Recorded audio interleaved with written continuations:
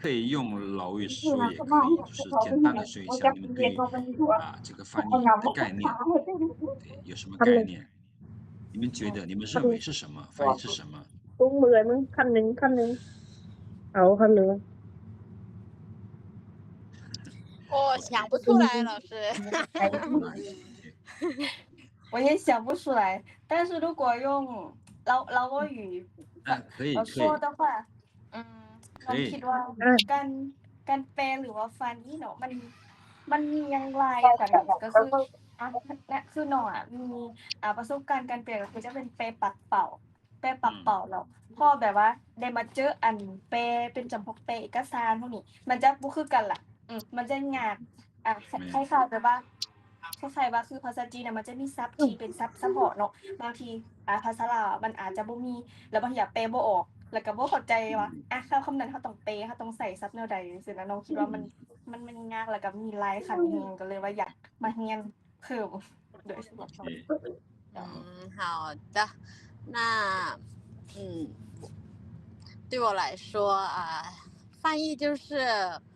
一种语言表达的意思吧老师还有吗我话不多老师不多那 OK 好我用老语跟你们解释一下การแปลเนาะง่ายๆเข้าใจง่ายๆแบบว่าอันบ่เอายากอะไรย่อๆเลยการแปลแม่นแม่นการเอาเนื้อหาเนาะหรือว่าเนื้อในของอีกภาษานึงแปลเป็นอีกภาษานึงเท่านี้เนาะคือการแปลแล้วอัน好刚才那个适应说的是哪个能说的是那个翻译的种类การแปลมันก็มีอย่างละลักคือมันจะมีอยู่2ประเภทเนาะคือ口语กับ书面语对所以这两个对比的话我觉得口语比较简单对书面语的话比较难因为它有那个术语มันศัพท์วิชาการเนาะ所以我们要翻译什么内容我们应该懂那个方面的术语มันต้องเข้าใจศัพท์วิชาการด้านนั้นๆตัวอย่างเฮาเรียนภาษาจีนมาเรียนภาษาจีนทั่วไปเนาะทั่วไปแต่บังเอิญรับงานมาแปลไม่นงานว่าเกี่ยวกับเรื่องการแปลเรื่องการแพทย์บ่สินะเขาก็ต้องไปค้นคว้าต้องมีข้อมูลด้านการแพทย์ก่อนเนาะหรือถ้าเป็นการแปลด้านกฎหมายนะเขาก็ต้องไปศึกษาเนื้อหาด้านกฎหมายก่อนอ่านปึ้มกฎหมายแม้ก็มีความรู้ด้านกฎหมายเป็นพื้นฐานก่อนเนาะฉะนั้นการแปลเขียนมันจะใช้เวลาก็จะใช้ความละเอียดอ่อนกว่าการแปลเว้าการแปลปากเป่าเป็นให้เขาแปลให้2ฝ่ายนี้เข้าใจกันเนาะโดยที่เอาใช้ภาษาของเราเองนะในการแปลให้อีกฝ่ายนึงเข้าใจอีกอันกับอีกฝ่ายนึงซื่อๆเนาะแต่ว่าการแปลทั้ง2อย่างนี่สำคัญหมดเนาะสำคัญแล้วก็ต้องเก่งผู้ที่แปลต้องเข้าใจละเอียดเนาะบ่ให้แปลผิดฝ่าย A ว่าแบบนึงเราไปแปลให้ฝ่าย B อีกแบบนึงอันนั้นมันก็บ่ได้เนาะแล้วก็หน้าที่ของผู้แปลแม่นเฮ็ดให้ฝ่าย A กับฝ่าย B นี่เข้าใจกันเนาะจับมือกันฮักกันแพงกันบ่แม่นให้2ฝ่ายมาตีกัน所以我们翻译很重要我们是作为怎么说中间人怎么能把双方เนาะ他们有好的关系好的合作จะ要看我们ฉะนั้นคนที่เป็นนักแปลต้องเป็นคนกลางเนาะบ่ให้ไปทับทมฝ่าย B ว่าจังซี่ได้ฝ่าย A สิได้ให้2ฝ่ายมาผิดกันสิบ่เอาเนาะมันในเรื่องการแปลเว้าหลายคนจะมีประสบการณ์แล้วนะคือเอาไปตลาดตะลี่ลมภาษาจีนประโยคนึงแปลให้คนลาวฟังแบบนึงประโยคนึงหรือว่าคนลาวเว้าแบบนึงเขาก็แปลให้คนจีนเข้าใจอันนี้คือการแปลกับปากเป่าเนาะอันนี้คือหลักการง่ายๆอาจารย์เว้าอันแบบนี้จะดีถ้าเห็นลายมันก็จะมีลายกว่านี้ถ้าว่าเขียนลายกว่านี้นะแต่ว่ามื้อนี้อาจารย์จะบ่ว่าละเอียดเรื่องเรื่องการแปลเนาะเบิ่งพี่น้องเบิ่งตอนนี้เห็นบทเรียนขึ้นหน้าจอบ่เห็นบ่จริงๆกันครับโอเคพี่น้องเห็นเนาะเห็นแล้วจ้ะโดยแต่ว่าของอาจารย์นี่มันเดี๋ยวอาจารย์แปลงแป๊บนึงอันอาจารย์ใช้คอมใหม่ก็แล้วมันยังบ่ทันนั่นโอเคได้แล้วอันนี้มาเบิ่งพี่น้องอันนี้คือทักษะการแปลง่ายพื้นฐานมันเนาะ พี่น้องต้องเข้าใจในก่อนนี้ทักษะและเทคนิคการแปลภาษาลาวจีนหรือว่าจีนลาวเนาะนี่ขั้นตอนทำอิฐพี่น้องเบิ่งตัวนี้ก่อนเนาะตัวอย่างว่าการแปลชื่อและนามสกุลเนาะอันนี้กันก็หลายคนอาจจะรู้แล้วแต่อาจารย์มาเว้าตื่มให้เป็นทฤษฎีเนาะตัวอย่างอันน่ะการเขียนชื่อเนาะภาษาลาวภาษาจีนมันจะต่างกันบ่นี้ภาษาลาวมันจะเขียนชื่อก่อนแม่นบ่นามสกุลตามหลังตัวอย่างคืออาจารย์ได้สมใจลาวลีสมใจมันชื่อลาวลีมันนามสกุลจังซี่เนาะแต่เวลาเป็นภาษาจีนท่านจะเอาชิ่งขึ้นก่อนลาวลีสมใจถ้ามันเป็นเขียนเป็นชื่ออันน่ะชื่อจีนเนาะตัวอย่างตัวนี้เบิ่งตัวอย่างตัวนี้เบิ่งประธานทองลินสู้ซีสุริตเนาะท่านทองลุนท่านทองลุนนี่มันชื่อเนาะซีสุริตแม่นหยังแม่นนามสกุลแม่นแต่เวลาแปลหั่นน่ะเฮาตัวนี้มันเป็นชื่อลาวมีหลายพยางค์เนาะนามสกุลมีหลายพยางค์ฉะนั้นเฮาต้องแปลตามภาษาทองลุนซีสุรี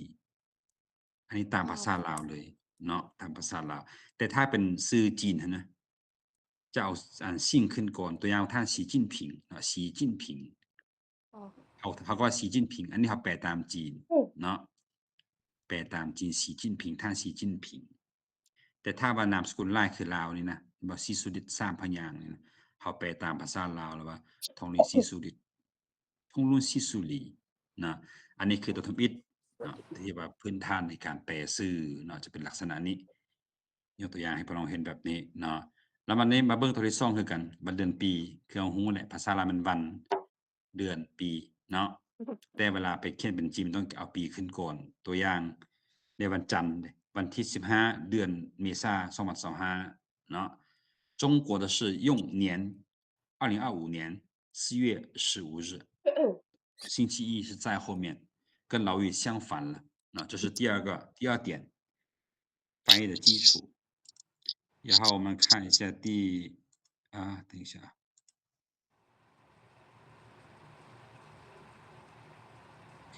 มาสังเกตข้อสังเกตบัดนี้พี่น้องสังเกตเบิ่ง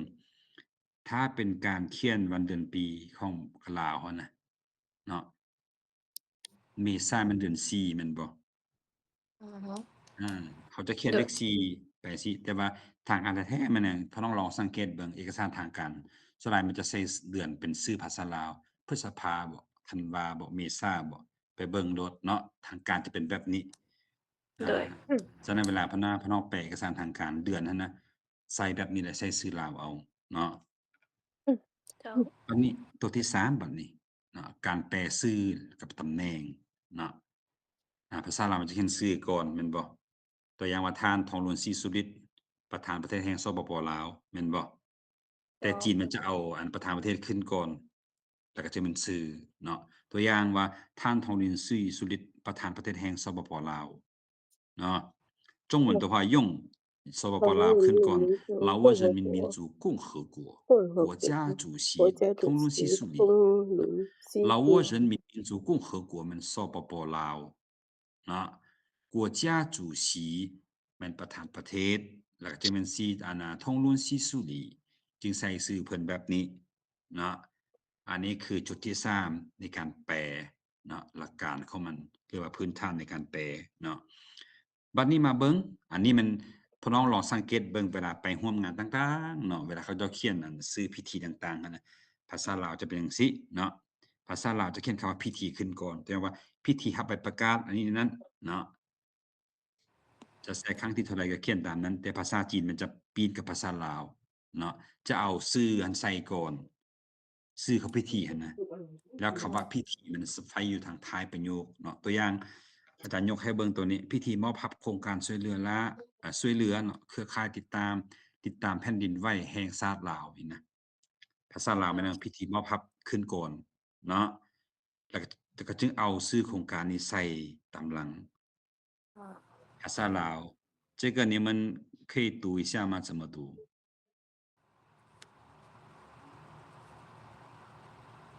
我第一个读不出来。OK，原原老挝国家地震检测台网页木仪，读对吗？不对不知道读对吗？这个就项目啊，啊项目，然后第二字是移交移交仪式。啊哦， ，OK，移交仪式，那这是中文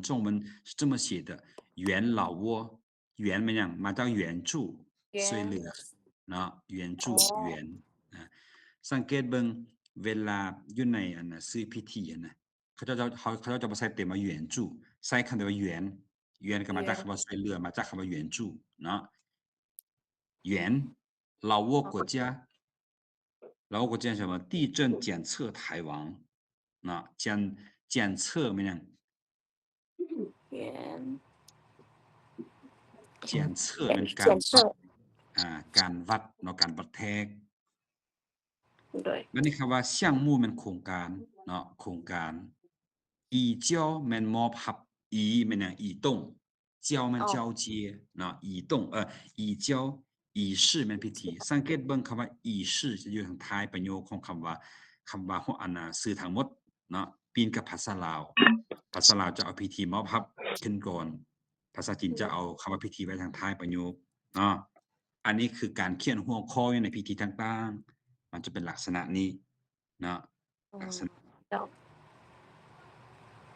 ถ้าว่าอาจารย์เว้าไว้ให้ถามได้เด้อ โอเคอาจารย์ขอยืนโอเคยืนเหล่าวัวโอเคบัดนี้นะบัดนี้มาเบิ่งอันเนาะการแปลหัวข้อในการอันน่ะฝึกอบรมต่างๆนั่นน่ะเนาะหรือว่าหัวข้อข่าวนะจะเป็นลักษณะนี้เนาะภาษาลาวจะเขียนเนื้อในก่อนเนาะแล้วจะมาเขียนเวลาตามหลังตัวอย่างว่าเกิดเหตุอันน่ะไฟไหม้ 有人员推广， เขื่อนซีลัง 有 ใน 人 วันที่ 员推广 นี้ 能 เป็น 力 บ่ 研 จะเป็น 究 ลักษณะ 班 นี้ 级， เนาะแต่จีนมันจะปีน 研究 ปีน 班 กับภาษา 结 ลาว 业典 มาเบิ่ง 礼 อันน่ะตัวอย่างอาจารย์เห็นว่าพิธีเปิดพิธีปิดโครงการฝึกอบรมการยกระดับความสามารถของบุคลากรในการส่งเสริมด้านวัฒนธรรม และการท่องเที่ยวลาว สังเกตเบิ่งว่าประจำปี 2025 เวลาจะอยู่ท้ายของหัวข้อทั้งหมดที่เว้ามาเมื่อกี้นี้เนาะเมื่อกี้นี้ บัดนี้ภาษาจีนจะเอาปีขึ้นก่อนเนาะ2025年文旅人员啊文มัน文化旅游นะ人员มันบุคคลบุคลากร推广能力研究班结业典礼สังเกตเบิ่งเมื่อกี้เขาว่าอันพิธีมัน仪式แม่นบ่仪式，对，仪式แต่อยู่ในนี้เป็นหยังคือว่าบ่มีอันน่ะคำว่า仪式น่าจะเป็นพิธีบ่คือกัน 对， แบบ สังเกตมัน结业典礼เนาะพิธีนี่แม่งพิธีในการเรียนบ่ในการฝึกอบรมบ่哦， จะใช้แบบนี้เนาะ结业典礼或者什么什么典礼เนาะ所以这个结业典礼มัน典礼มันแทนได้คำว่าอันน่ะ仪式เนาะ仪式สังเกตเบิ่งภาษาจีนจะเอาปีขึ้นก่อนเนาะ2025年แล้วก็จึงเว้าเนื้อในของมันแต่ภาษาลาวจะเว้าเนื้อในก่อนแล้วจึงว่าคำว่าเขาประจำปีไปทางท้ายเนาะอันนี้ก็คืออีกหนึ่งหลักการพื้นฐานในการแปลจะเป็นแบบนี้เนาะบัดนี้ต่อมาบัดนี้การแปลที่อยู่เนาะการแปลสถานที่หรือที่อยู่ต่างๆครับภาษาลาวจะว่าเลขที่เฮือนบ้านเมืองแขวงแล้วก็ตามลำดับแต่น้อยหาใหญ่แม่นบ่แต่ภาษาจีนมันจะเว้าใหญ่หาน้อยกว่าข้ามกับภาษาลาวเช่นว่าเนาะตัวอย่างว่าเอาชื่ออาจารย์เลยท้าวจักรบราวน์อาศัยอยู่เฮือนเลขที่23เนาะบ้านดงโดกเมืองไสธานีนครหลวงเวียงจันทน์อันนี้คือสไตล์ภาษาลาวเนาะ 对， แต่ภาษาจีนเนี่ยจะเอาอันสถานที่ใหญ่ขึ้นก่อนตัวอย่างว่าจักรบราวน์住在首都万象นะอันนี้เอาบนอันใหญ่ขึ้นก่อนก็ไสธานีเซียนเซียนอยู่นี่แปลว่าเมืองเด้อทุกคนเมืองอัน对，น่ะมีหลายคนมักงงคำว่าชื่อหั่นน่ะ万象ชื่ออันนั้นบ่แม่นเมืองเนาะบ่แม่นเมืองแบบที่เฮาเป็นเมืองนครเมืองอันน่ะไกรซ่อนพรหมวิหารบ่หรือว่าเมืองไสเสถาบ่เมืองปากลายบ่สินะคันถ้าเมืองเขาใช้คำว่าเซียนเนาะ线，เซียนชื่อมันหยัง คันแปลตัวนี้ก็แปลว่าอย่างนครแต่ว่านครไกรซ่อนนครหลวงพระบางนครปากเสเนาะ อ๋อ ใช้กับ เจ้า เมืองที่เป็นเมืองอันแรกอันจะเอาเมืองด้านเศรษฐกิจบ่หรือว่าเมืองท่องเที่ยวบ่สินะเนาะใช้ชื่อส่วนคำว่าเซียนมันเมืองที่อาจารย์เว้ามาเมื่อกี้ นอกเด้อ เจ้า บ่แบบ โอเค ต่อมาแม่นบ้านดงโดกเนาะภาษาลาวเอาบ้านดงโดก โด ต้องใช้คำว่าตงตู้ชุน เอาอันชื่อบ้านขึ้นก่อนแล้วคำว่าบ้านจะไว้ทางท้ายของจีนหั่นน่ะ ฮะ เนาะ เนี่ยแปลภาษาทางการ โอเค ไม่เป็นไร เมียงถาม เออ ถามเด้อ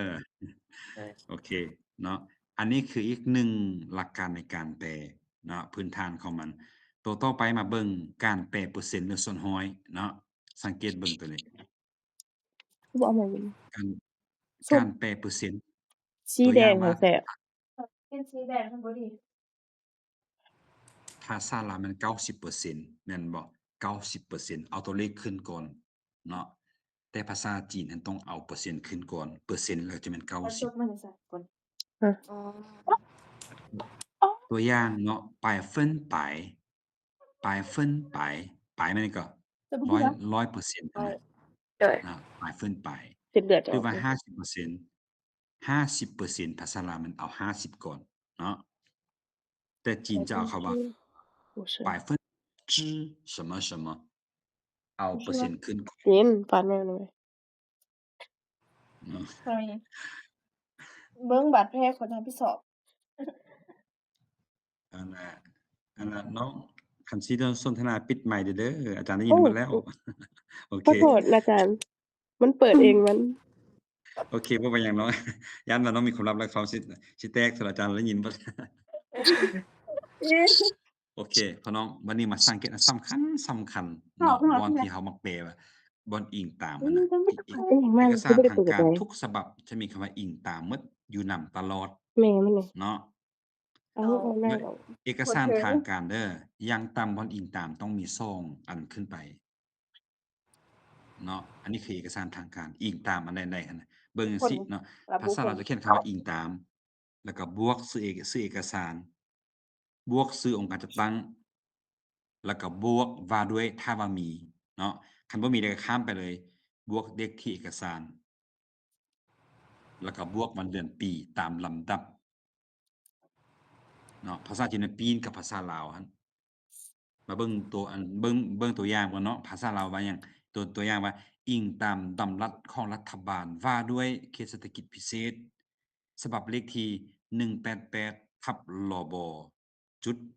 ลงวันที่ ยังล่ะ 7 มิถุนายน เขา 2018 บ่ได้เปิดได้ทำอีกนะ อันนี้ นี่ คือ มัน อัน ปิด น่ะ แล้วอยู่ หลัก ซื่อ การและ เขาบ่ ลำ ได้ ดับ กด ใน หยั กาง ร อ เขี ยู่ ยน ซื่อมั เอน ก ก็เปิ สาร ด อ้างอิง มื้อนี้ยังไม่ซื่อ เนาะ เมื่อกี้ท่านพ่อน้องคันบ่เข้าใจหั่นน่ะไปเบิ่งคืนบ่ถึงว่าอาจารย์ว่าอันน่ะอิงตามแล้วก็ชื่อเอกสารซึ่งการจัดตั้งแล้วก็ว่าด้วยถ้ามีเนาะแล้วก็เลขที่ต่างๆเบิ่งตามนี้เอาถ้าว่าพ่อน้องยังบ่เข้าใจหั่นเนาะ โดย แต่ภาษาลาวพัดอันภาษาจีนพัดปีนกันเนาะภาษาจีนเป็นหยังเอา根据ก่อนอิงตามมันคือการขึ้นต้นด้วยคืออันคือกันหมด อ๋อ เอกสารทางการใช้根据เนาะบ่ใช้依据หรือว่า按照บ่ แล้วจังเลย ทางการใช้ มันก็ 根 เป็น 据 แบบ เท่านั้น จัก เป็นเอกภาพกันเลยใช้根据บ่ใช้依据เนาะ อ๋อ OK 根据什么呢2018年6月7日先把时间放在前面根据加时间อาจารย์ถามก่อนอยู่ในภาษาลาวตัวนี้ลบนี่พ่อน้องเข้าใจบ่188/ลบนี่เขาอันพ่อน้องเข้าใจคำว่าลบบ่ รบ อา อืม รัฐบาล โอเค อันนี้เข้าใจง่ายเนาะรัฐบาลย่อมา โดย จากคำว่ารัฐบาล เพราะว่าหยังเป็นหยังจริงทับลบเพราะว่าหยังหนังสืออันเลขที่8188นี่น่ะทับลบน่ะแม่นเอกสารที่ออกโดยรัฐบาล อา อ๋อ เนาะรัฐบาลเป็นคนประกาศใช้จึงทับลบ เจ้า สมมุติอาจารย์มีศูนย์ภาษาจีนเนาะแล้วเอกสารออกจาก อื ศูนย์ ม อาจาร ถู ย์ ก น่ะ แล้ว อาจารย์ก็ต้องทับตัวย่อที่เป็นศูนย์ของอาจารย์นั้นใส่เนาะอันนี้ เจ้า แม่นเอกสารของรัฐบาลเป็นคนแจ้งประกาศใช้ก็เลยว่าทับลบเนาะธรรมดาพี่น้องเห็นเอกสารอยู่ไสหั่นน่ะตัวทับอันนี้น่ะ บ่พอน้องบ่แปลก็ได้เนาะเพราะภาษาจีนจะเว้าตัวเต็มก่อนแล้วตัวย่อนี่พอน้องบ่แปลก็ได้ปะมันเลยหรือว่าคันสิแปลหั่นน่ะทับเอาภาษาลาวใส่เนาะโอเคบัดนี้ได้ไหม根据那个时间再加上什么老挝政府下发的เนาะ下发的มันประกาศอันออกไปเด้เนาะแล้วก็ใส่หยัง第188号แล้วก็เปิดวงเล็บว่าด้วย关于经济特需的政令พอน้องอยู่ 不好 นี่ 意 อา 思 จารย์ให้ 老师刚到家刚到家吗哦对辛然后苦了用电脑上怎么上不了呢还是上我不不了吗会吗对可以还是我不的会吗你研究一下按理来说是可以的按理来说可以 แบบ 的 นี้เนาะ 因为这个电脑用手机的话不方便是的是的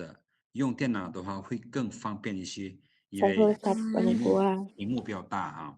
但是我在中国现在太不好用了哦那现在你是用 VPN 吗对的用 VPN哦那你一会下课之后你研究一下电脑怎么上哈好的好的 OK 好好โอเคอันประโยคนี้พอลองมาซอกคำว่าดำลัดเบิ่งดูดำลัดแม่นคำใด ดำรัด ดำรัด แม่น จังลิงมา政令对政令是什么天哪政府发出去的那个命令政府的命令对对但是我们不能说政府的命令或者政命政令就好了 OK จงโอเค โอเคอันนี้แม่นเว้าเรื่องหลักการแปลบนซื้อเอกสารอ้างอิงเนาะ บ่มา อย่างที่เนาะบนอาจารย์เว้าถึงบัน1แม่นหยังเอกสารอ้างอิงต้องมี2บอนอ้างอิงขึ้นไปเนาะถ้าว่าเป็นเอกสารอันทางการนะโอเค 好的 แล้วหลักการแปลมันเป็นแบบนี้แหละต้องเอาอันน่ะไปเบิ่งขึ้นตัวอาจารย์อธิบายว่าภาษาลาวจะเอาอิงตามบวกซื้อเอกสารซึ่งการจัดตั้งเลขที่ต่างๆใส่มาตามลำดับที่อาจารย์เว้ามานี้เนาะ好的นี้มาเบิ่งคำนี้บัดนี้มาเบิ่งตัวถัดไปเนาะคำว่าการแปลคำว่าระวางหั่นน่ะมันเบิ่งคือง่ายๆเนาะง่ายๆแต่ว่ามันเป็นหลักการเบิ่งว่ามันใช้จังได๋แปลจังได๋เนาะตัวอย่างว่าภาษาลาวจะใช้คำว่าระวางเนี่ยไว้อยู่ต่อหน้าชื่อคนหรือชื่อบริษัทหรือว่าองค์การต่างๆเนาะส่วนภาษาจีนมันจะเขียนชื่อคนชื่อบริษัท ปิดเสียงเลยเด้อ ก่อนแล้วจึงมาเขียนคำว่าระวางไว้ทางท้ายเนาะเช่นว่าสิ อยากว่าสีแดง ตัวอย่างเบิ่งตัวอย่างว่า สีแดง การ ตัวหนอ ร่วมมือ สีแดงตัว ด้าน ในแคว้น การค้า ตัว ระ เป็น หว่าง เอาจ้ะฮะ เนาะระหว่างไผ บ่ บริษัทสมใจจำกัด บ่คืน และบริษัทขนส่งแจ็คบราวน์เห็นบ่2ชื่อนี่เป็นชื่อบริษัทหมดเนาะคำว่าระหว่างจะไว้อยู่ต่อหน้าชื่อบริษัทชื่อคนเนาะ เบิ่งมีก็เสียเงินบ่ บัดนี้ เดี๋ยว มาเบิ่งภาษาจีนเบิ่งสมใจ有限公司和 Jack Brown 运输公司之间的贸易合作นี่คำว่า之间มันไว้ทางท้ายของชื่อบริษัทหรือชื่อคน ระวัง อันนี้มันการแปลคำว่าระวางเนาะเดี๋ยวอาจารย์จะส่งเอกสารเข้ากลุ่มแล้วก็พี่น้องไปอ่านขึ้นเบิ่งเนาะอ่านขึ้นเบิ่ง เจ้า ต่อไปแม่นหลักการแปลหยังหลักการแปลอันโอเคคำนามเนาะจำนวนแล้วก็คำลักษณะนามเป็นแบบใดเดี๋ยวอาจารย์เปิดกันมันบ่ขึ้นเลยโอเคตัวนี้เนาะตัวนี้ 看本书 เดี๋ยวพี่น้องสังเกตเบิ่งภาษาลาวจะว่าคำนามคำ 念 เป็น 读 นาม 书 คำนามแล้วก็คำลักษณะนาม 一台 เนาะ 一台电 ง่ายๆ 脑 เนาะพี่น้องอันนี้มาเบิ่งตัวอย่างเบิ่งภาษาลาวว่าปึ้ม3หัวแล้วปึ้ม3เล่ม เดี๋ยวเรียนแม่นข่อยเรียน มันบอกปึ้มจะขึ้นก่อนต่อมามันจึงมันจำนวนแล้วก็จึงมันคำศัพท์บ่ลักษณะนามเนาะ เนี่ย คอมพิวเตอร์1ห แต่ น่ เรา วย เบิ่ง หน่วยฮะมั้ง คอมพิวเตอร์ บ่น่า ขึ้น ทัน ก่อน เลย แล้วก็ บ่น่า 1 10ทัน กำลังแล้วก็อันน่ะบ่ลักษณะนามปีนกับภาษาจีนมันหยังจะเอาจำนวนขึ้นก่อน เป็นไงเทอมนั้น 3本量词在中间量词是在那个数字的后面เนาะเข้าใจ量词在数字的后面比如说 ภาษาจีนน่ะแม่น 3本书 จะเอา 一 ตัวเล 台 ข 电 ขึ้น 脑 ก่อน 1 ต้อง 位领 เป็น 导 คำแทนหน้าบ่แม่นจำนวน แบบบอกจำนวนว่าเป็นหั 这 ว 是基本 เป็ 的 น 翻 เครื่อง 翻译 เป็น 技 คน 巧 แม่นอยู่ทางกลาง แต่ข้างหลังมันจะเป็นคำนาม คำนามแม่น ได้ตัวนี้นะ ซื้อคน อาจารย์จะ ปึ้ม ต่อ บิ๊ก ตื่มเนาะใส่พี่น้องได้เรียนตื่ม iPad คอม คนนั้นฮู้อยู่ตอนนี้คนนั้นบ่ฮู้แต่ตอน อา นั้ จาน รย์สิมีเอกสารตัวหนึ่งให้ตื่มเนาะอันนี้คือหลักการพื้นฐานของการแปลเอกสารทางการจะเป็นลักษณะนี้เนาะที่เอามาเห็นประจำนะบัดนี้ต่อไปอาจารย์จะให้พี่น้องมาเริ่มเรียนแปลตัวอันน่ะเริ่มจากใบเสียประวัติของเฮาก่อนเนาะ 对然后我再打开一下这个 โอ้ยใส่บ่เป็นน่ะแอปเลย คอมอาจารย์และคอมใหม่นี่ อาจารย์ยังบ่ทันลืมใส่เทื่อ จะบ่เคยเห็นดอกใช่บ่ในเฟซ โอเค能看到吗看得到จะเป็นเถิบอ่ะจะเป็น เดือนละ OK 3ล้าน 等一下啊诶 ว่า 怎么 เห็นคู่มือวะ บ่ 看一下啊 这个3ล้าน OK 买了 จันทร์พุธศุกร์ 好我们看一下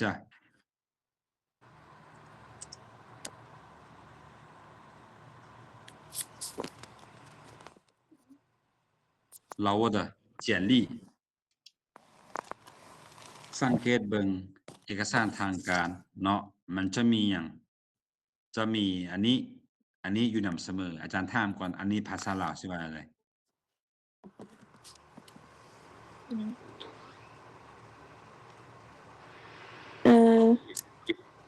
ชีวประวัติ อันนี้มันชื่อเอกสารเนาะแต่ว่าถึง2ภาคส่วนอยู่ถึงของอันน่ะชื่อเอกสารนั่นมันหยังพ่อน้องตัวสีอันนั้นมีของเขาน่ะเอิ้นหยัง เห็นนี่ เสียงจีนฮั่นอยู่ชีฮู้เขา เครื่องหมายกาซาด แม่นแล้วเครื่องหมายกาซาดโอเค好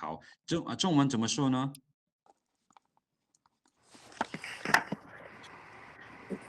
เครื่องหมายกาซาด中文怎么说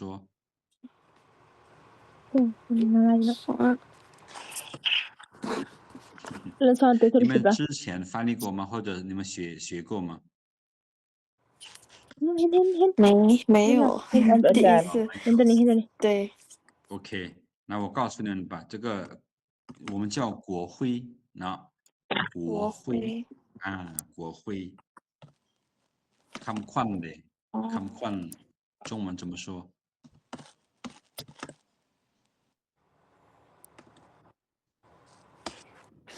不知道口号吗老师ขอเฮาแม่นสโลแกนเนาะอันนี้เนี่ยอันนี้มันจะบ่เป็นทางการเอาตัวที่มันเป็นชื่อทางการเบิ่งคำขวัญนี่นะ中文ขอเฮา是怎么说2025年我要加油我要加油这是ขอ我的信号怎么不好信号不好吗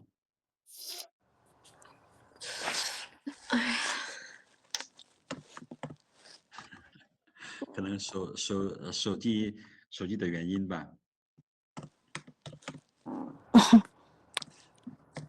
可能是你คำว่าอันน่ะคำขวัญนั่นน่ะเนาะคำขวัญภาษาจีนว่าแบบนี้国家标语对国家标语啊国家标语 OK 这两样东西是我们正式文件的时候经常看到的那我们先看一下这是老挝市的简历那就ชีวประวัติย่อนะวันนี้มันจะแบ่งเป็นจังซี่ภาคส่วนที่1แม่นสภาพของตนเอง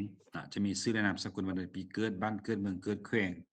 เชื้อชาติสัญชาติหรือว่าสั้นวิชาเฉพาะ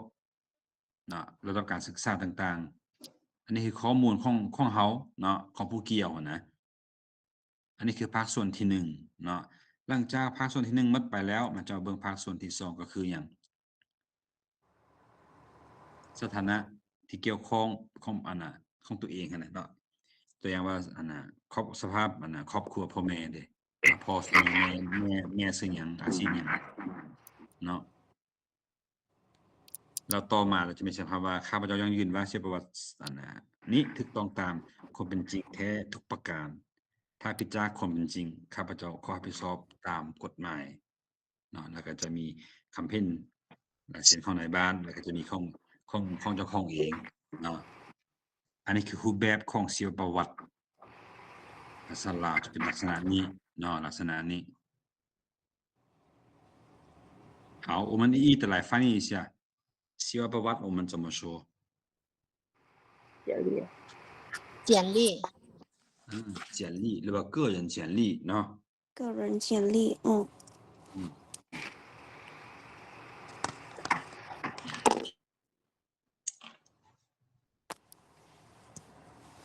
สภาพตนเอง个人信息好我们先看一下สภาพ我们先用什么词呢情况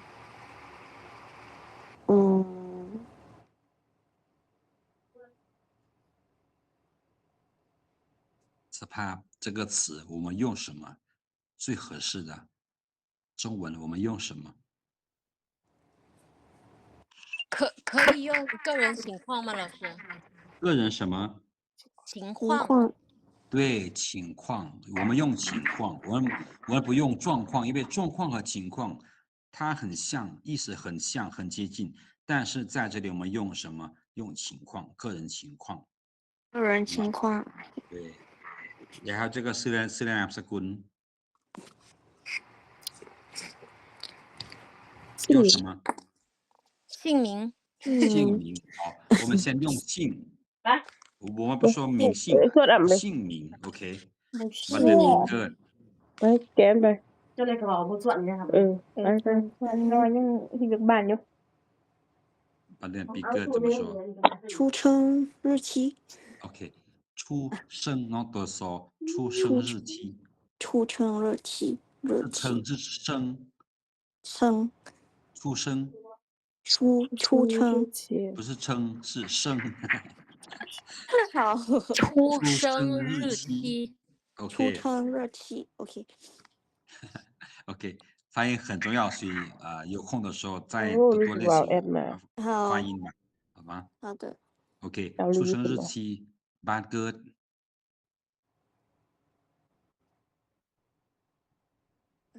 怎么说บ้านเกิด就像我这里หรือว่าบ่อนเกิดอะไรไป出生的地方出生的地方是吧但这个太长了所以在文件里面我们不会出现这么长的一个短语我们叫出生地出生地对出生地出生地เนาะ出生地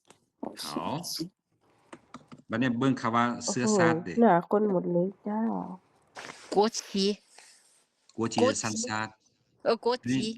อันนี้มันเสื้อชาติ怎么说เสื้อชาติ对想一下好的好像在哪里看过种族还是种族OK 种族เนาะ种族ไม่ยังเสื้อชาติเนาะ OK สัญชาติเมื่อกี้ว่ามาแล้วว่ากัว什么国旗国籍对国情和国籍是不一样的国旗就是铜山对 OK 好ส่วนเผ่าเด้民族好民族ศาสนา宗教好的宗教 OK 很棒ระดับการศึกษา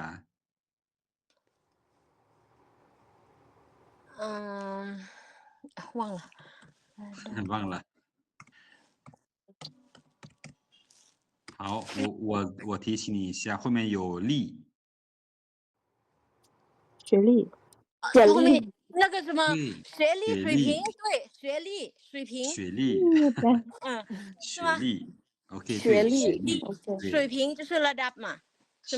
的การศึกษา就是学历对，嗯，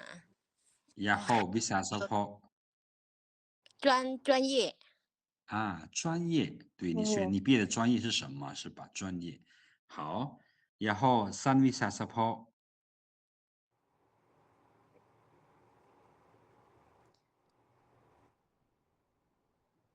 这应该是那个最高学历，那最高学历，对，比如说硕士或者博士都可以写上去。那三วิชาเฉพาะ三วิชาเฉพาะ怎么翻译，老师？我们可以说最高学历，最高学历吗？高学历。对，哦，好的好的比。如说本科呀、硕士呀或者博士呀，都可以写上去。那好，然后อาชีพปัจจุบัน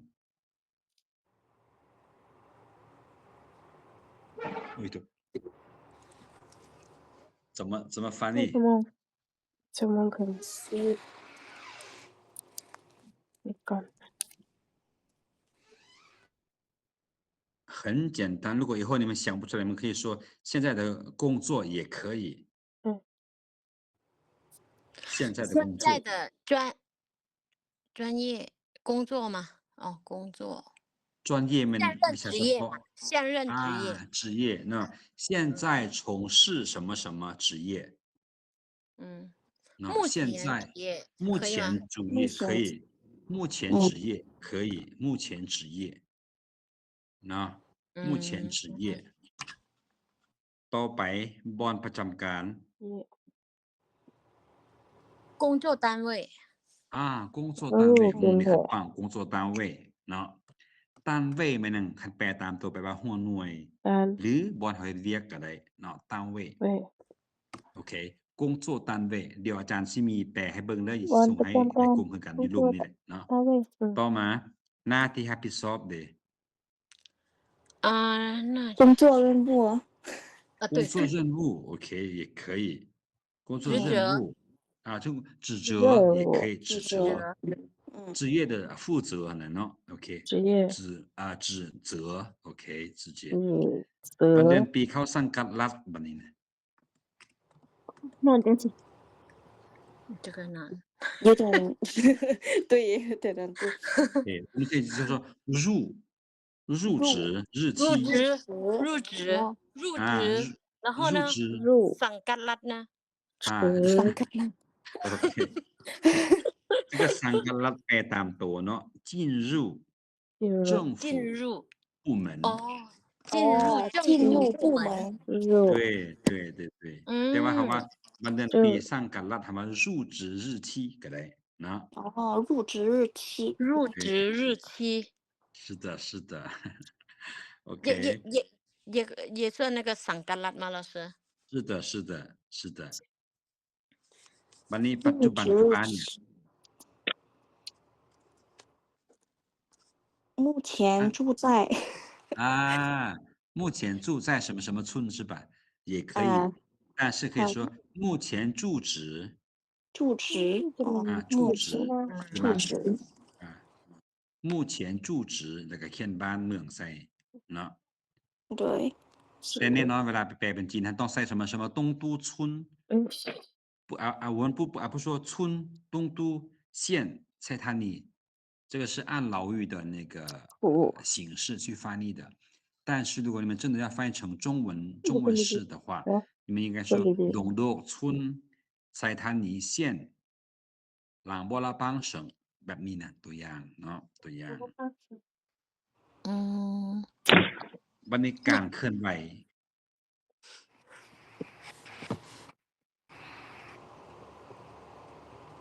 การเคลื่อนไหวของตน怎么说เองไม่การเคลื่อนไหว行动不知道行动เคลื่อนไหว行动不知道这个没翻译过การเคลื่อนไหวการเคลื่อนไหว很简单其实如果我翻译了你们就哦形化个人情况对不对个人什么个人什么我们用活动，啊？可以用活动吗，老师？活对，动可以啊，可以啊。哦，他们就用活动，啊，我个人活动情况，行还加情况。哦，哦，个人活动情况。或者不加也可以，你们就自己活动，对吧？自己从什么什么到什么什么的活动，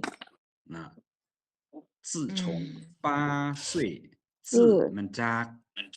对吧？เริ่มแต่อายุเนาะ然后我们先看一下下面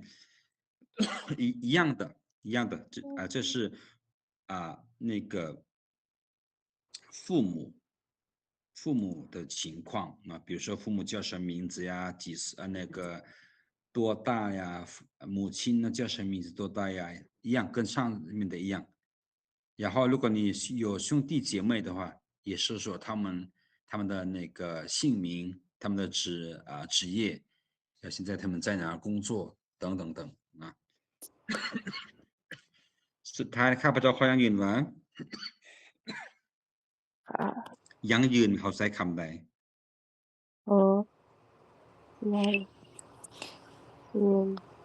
承认吗？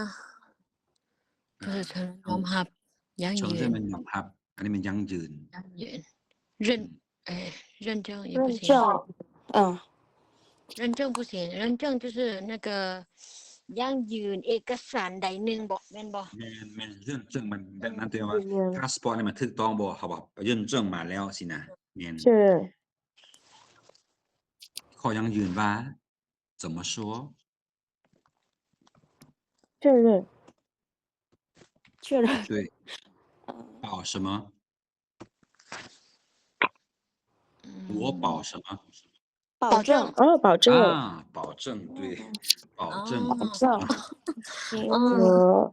OK ถูกต้องเลย怎么说ถูกต้อง正确正确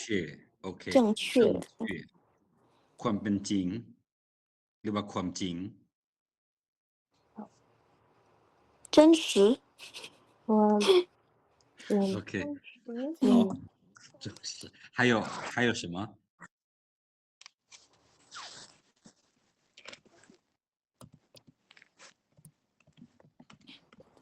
เป็นจริง事实你们听说过吗事实对，对事实真相对真相 OK 事实真相还有吗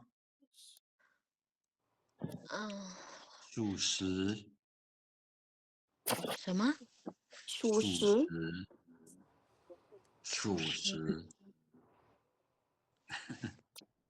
没有过我一会要给你们看要给你们看哈你们看一下我给你们看一下中文版的我们往下看一下单词 OK มาวันนี้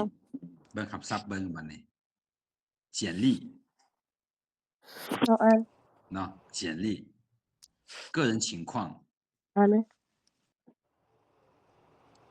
出生地家里ตามหลังเราเสื้อสาย种族ต่อมาเป็นระดับการศึกษา学历专业专业等级三วิชาเฉพาะมันอย่างที่อาจารย์ว่า最高学历ก็ได้หรือจะใช้คำว่า专业等级ก็ได้เนาะ专业บางหมายว่า最高学历เนาะหรือว่า专业等级那他们一般那一般他们翻译的话，他们用哪一个比较多一些？因为有些地方他们直接说没有3วิชาเฉพาะ他们只说ระดับการศึกษาวิชาเฉพาะแล้วก็สั้นเขาจะไม่ใช้ว่าวิชาเฉพาะเขาจะใช้ว่าสั้นคำเดียว如果放的话可以是专业等级或者最高学历也可以那或者你们直接按这个直接翻译也行，专业等级也好，你们就说博士、硕士等等。好，看一下第9个บ้านประจำการเนาะ工作单位工作单位คำว่า单位กับ岗位หั่นน่ะคล้ายๆกันคันไทยบ่แยกอีหลีเนี่ย岗位กับ单位เนาะ你们说一下这两个有什么区别单位บอนประจำการ岗位就是องค์การแม่นบ่岗位หั่นแม่นหยังหน้าที่ตำแหน่งเนาะ岗位对我下岗了所以我没有工作了岗位对เรียกว่าเขาบอกว่าบ่อนนั่งหั่นน่ะเนาะบ่อนนั่ง岗位อาชีพ专业เนาะอย่าไปลงคำว่า职业เด้อโทษอันนี้อาชีพเป็น职业อย่าไปลงคำว่า专业เนาะ职业เป็นอาชีพเนาะ专业เป็นวิชาเฉพาะหน้าที่รับผิดชอบ指责เนาะ指责เดี๋ยวพน้องคำว่าสร้างการรัฐนะพน้อง进入政府部门进入政府部门การเคลื่อนไหว活动การเคลื่อนไหวกิจกรรมก็เป็นการเคลื่อนไหว เดี๋ยวพน้อง属实มักเห็นลายมัน2คำนี้事实หรือว่า属实我所说的一切属实对属实เนาะมันความจริง属实属的属于เป็นจริงนั่นน่ะใช้คำนี้เนาะเจ้าบัดนี้รับผิดชอบต่อหน้าที่กฎหมาย承担อันเมื่อกี้อันน่ะน้องว่า承认มันยอมรับซื่อๆเนาะอันนี้มันรับผิดชอบพร้อมเขาว่า承担เนาะ法律มันกฎหมาย责任มันความรับผิดชอบเนาะ承担法律责任รับผิดชอบตามหน้าที่กฎหมายบัดนี้เมื่อกี้อยู่ถึงอันว่ามีแคมเปญของในบ้านแม่นบ่แคมเปญในบ้านแคมเปญอันน่ะตัวเองคำว่าแคมเปญภาษาจีนบอกแบบนี้เนาะ意见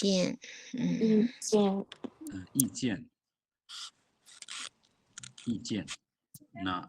เพราะคำว่า意见意เนี่ยมันต่างกันอะไร建议มีความคิดความเห็นแม่นความคิดความเห็นแม่นประกอบความคิดความเห็นแม่นอันนั้นมันเขาใช้คำว่า建议เนาะแนะนำให้คำคิดเห็นที่ดีกว่าหาทางออกให้ดีกว่านะว่า建议เนาะ意见มันคำคิดคำเห็นเพิ่มเติมใส่เนาะ比如说นายบ้านว่าเห็นดีให้อันน่ะ2คนนี้ตกลง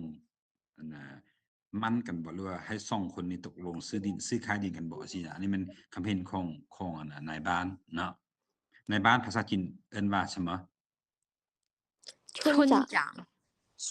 长โอเค村长เดี๋ยวนี้เฮามีคำว่าตาแซงขึ้นมาแล้วเนาะแม่นบ่ตาแซง镇长อ๋อที่มีเจ้าตาแซงบ่ใจก็บ่แน่ใจ对我也不确定如果有的话肯定叫镇长了镇长如果有的话我觉得因为我们叫村长县长应该有吧因为省长我们去签字什么要找那个镇长吧镇长对不是以后现在就开始了对现在开始了好 OKเจ้าหมวดเจ้าแฟนว่าเนี่ยที่อยู่ปัจจุบันเนาะ目前住址对吧目前住址对吧现在住址ก็ได้ถ้าว่าคิดว่า目前บ่ได้หั่นเนาะ现在ก็ได้คือกัน目前ก็ได้คือกันเดี๋ยวพี่น้องด้วยความเคารพอย่างสูงนะ质疑崇高的敬意崇高的敬意จริง พอดบ่ Yes 崇高แม่นอย่างสูงเนาะ崇高崇高อย่างสูงเนาะเดี๋ยวพน้องมาเบิ่งมาเลยฉบับภาษาจีนที่อาจารย์แปลมาให้เบิ่งประมาณนี้เนาะ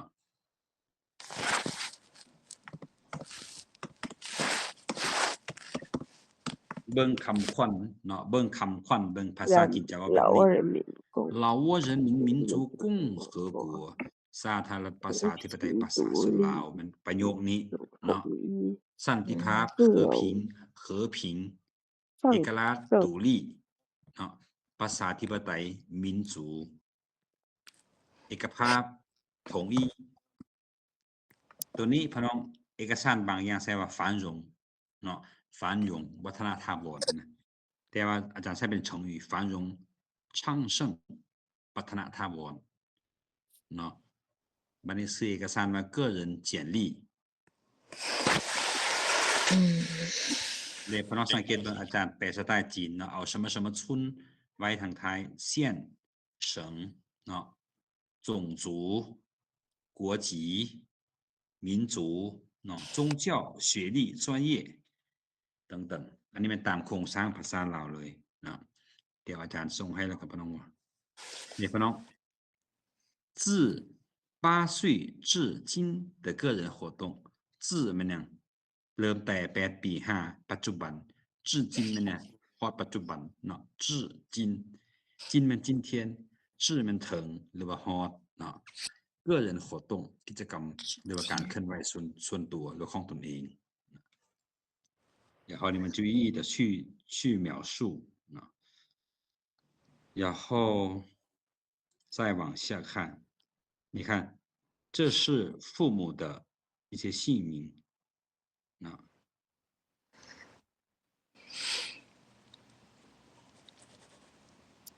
อันนี้ตัวนี้我请证明ข้าพเจ้าขอยังยืนว่าใช้คำว่า证明保证เนาะโอเค我请证明词简历词มันยังนี้ฉบับนี้เนาะ词对完全属实完全มันยังทั้งหมดครบถ้วนเนาะทั้งหมดเรียกว่าครบถ้วน属实ล้วนแต่เนาะ完全全如有不实如มันยัง如果ถ้าว่าอย่าง有不实ถ้าว่ามีการบิดเบือนหรือว่ามีการเว้าตัวเนาะหรือว่าบ่แม่นความจริงนะ我愿承担法律责任我愿แม่น愿意นั่นแหละเนาะยอมหรือว่ายอมปฏิบัติตามหรือว่ารับผิดชอบเนาะรับผิดชอบตามหน้าที่กฎหมาย然后这是村长意见和签名那他有什么意见他写上去然后签名然后盖章这里是简历主人签名หมายความว่าเจ้าของเสียประวัติเซ็นใส่เนาะอันนี้คือรูปแบบการแปลเสียประวัติแบบภาษาลาวเป็นภาษาจีนแบบประมาณนี้เนาะยังถามอาจารย์เพิ่มเติมว่าพอฟังทันได้บ่พอน้องอาจารย์เว้าระดับนี้นะโดยฟังทันเจ้าทันโอเคสำเนียงอาจารย์อาจจะเป็นสำเนียงที่ว่าเนิ่นๆแน่ทุกคนฟังเอาเด้อมีคำใดบ่เข้าใจสามารถถามขึ้นได้เนาะ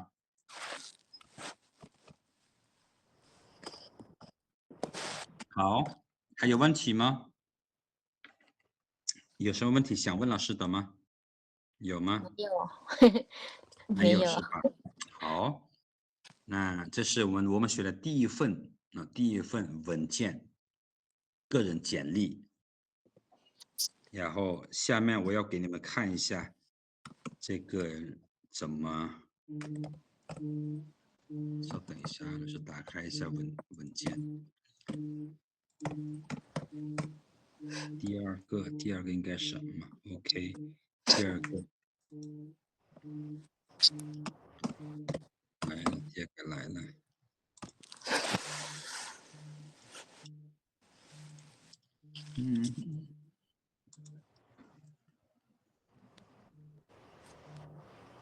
能看到吗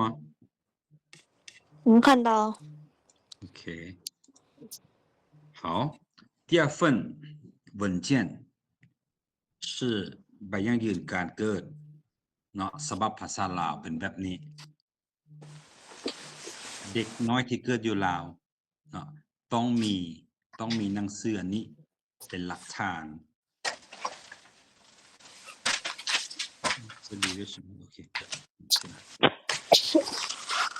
โอเค好来我们看一下上面的同样有这个有国徽然后国家标语พลองสังเกตเบิ่งอยู่เบิ่งซ้ายมือนี่เนาะมันเขียนว่านครหลวงเวียงจันทน์เมืองไสธานีห้องการภายในหมายความว่าเอกสารฉบับนี้มันยังออกโดยห้องการภายในของเมืองไสธานีนครหลวงเวียงจันทน์อันนี้คือองค์การหรือว่าองค์การจะตั้งที่ออกหนังสือฉบับนี้เนาะมันน่ามีผู้ถามพี่น้องให้รู้จักอธิบายแบบนี้เนาะแล้วก็เบิ่งอยู่เบื้องขวามือนี้มันจะมีเลขที่แล้วก็วันเดือนปีเนาะวันเดือนปีเลขที่0707ทับอันหพนจทบเนาะหพนนี่แม่งห้องการภายในห้องการภายในจทบอันนี้อาจารย์บ่แน่ใจว่ามันเจ้าหน้าที่บ่มันต้องเป็นไสธานีนะตัวนี้นะเนาะอาจารย์อาจจะเขียนผิดตัวย่อนี่แต่บ่เป็นหยังให้พี่น้องรู้ว่าเอกสารเลขที่0707มันนั้นออกโดยห้องการภายในของเมืองไสธานีนครหลวงเวียงจันทน์เนาะแล้วก็วันเดือนปีนครหลวงเวียงจันทน์วันที่19เดือน7 2025เดือน24มีอาจารย์เว้าแล้วตัวเดือน7นี่นะเนาะเอกสารส่วนใหญ่จะเขียนเป็นชื่อเดือนเป็นภาษาลาวคือมิถุนาบ่เมษาบ่กรกฎบ่แล้วแต่เนาะอันนึงมาเห็นอยู่บนนี้หรือบอกก็มาเห็นบนอันน่ะบนเดือนปีตัวบนเฮาสิเซ็นลายเซ็นตัวท้ายของเอกสารหั่นน่ะอันนี้เฮาเซ็นได้เห็นคือกันเนาะ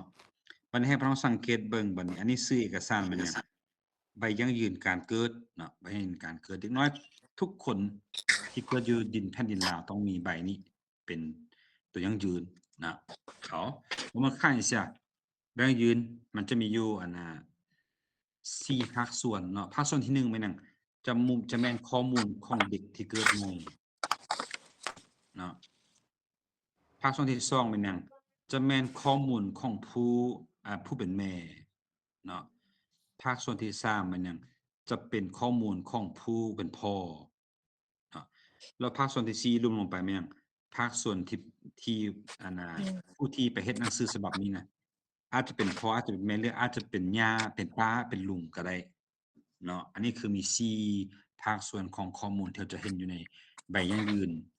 การเกิดเนาะหรือว่าหนังสือการยั่งยืนการเกิดเนาะ你看我们看一下หนังสือยั่งยืน我们怎么说证明证明หนังสือ证明书证明对那การเกิดนะ我们怎么说出生证明书 OK 出生证明书หรือว่า出生证明ก็ได้คือกันเนาะสังเกตเบิ่งทีนี้มีอันนี้อาจารย์จะบ่ให้แปลเนาะชื่อนามสกุลมันซิ่งหมิงเนาะต่อมาแม่งบ่ได้ไปเกิด出生地บัดนี้คำนี้เด้เขียนเป็นตัวหนังสือ中文怎么说哪个老师เขียนเป็นตัวหนังสือตัวนี้อยู่ข้อมูลของเด็กนี่นะ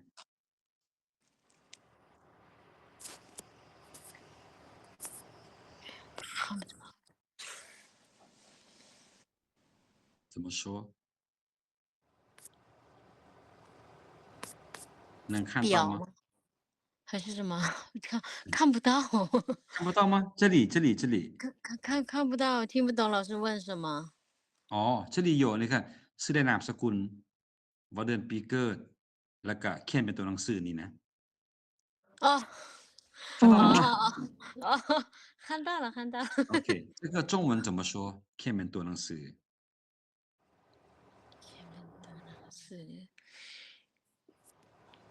พี่นิมิง นี่หมี โอเค อันสิเขียนเนี่ยพี่น้องอันสิเขียนวันเดือนปีเกิดนี่ได้เขียนเป็นตัวเลขนี่ได้บ่แม่นตัวหนังสือได้ความหมายของมันเรียกเว้าอยู่ในนี้หั่นนะตัวอย่างว่าวันที่10เดือน2ปี2025อันนี้นะจะเขียนเป็นตัวหนังสือหั่นนะ数字 OK 数字是吧 OK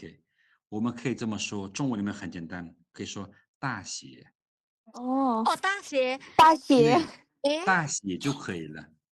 哦 OK 哦太好忘了好มาเบิ่งต่อมาน้ำหนักได้怎么说体重体重体重身体的重量体重 OK 体重เป็นลูกคนที่1บ่คนที่2บ่คนที่3บ่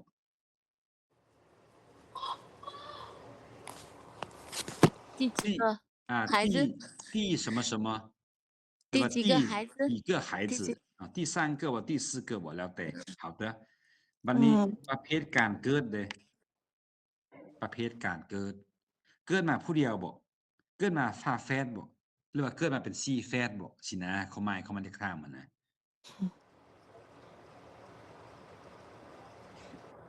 ประเภทการเกิด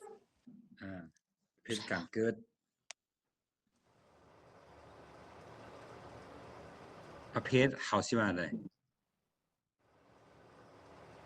ประเภทมูบอกพน้อง列 OK 列什么出生列出生类别类别哦哦列类别对哦类别นะประเภทเด้คำว่าเลขเปียเนี่ยมันต้องแบ่ง1 2 3 4เขาจะว่าเลขเปียเนาะโอเคบัดนี้แปลเบิ่งคำว่าเกิดมาผู้เดียวเกิดมาผู้เดียวถามว่าเกิดเฮาเอิ้นว่าเกิดเดียวเนาะศัพท์ทางการเอิ้นว่าเกิดเดียวหรือว่าฝาแฝด一个人双胞胎双胞胎โอเคอันน่ะโอเคฝาแฝดมัน双胞胎อยู่แล้วเนาะ双胞胎好เกิดเดียวเด้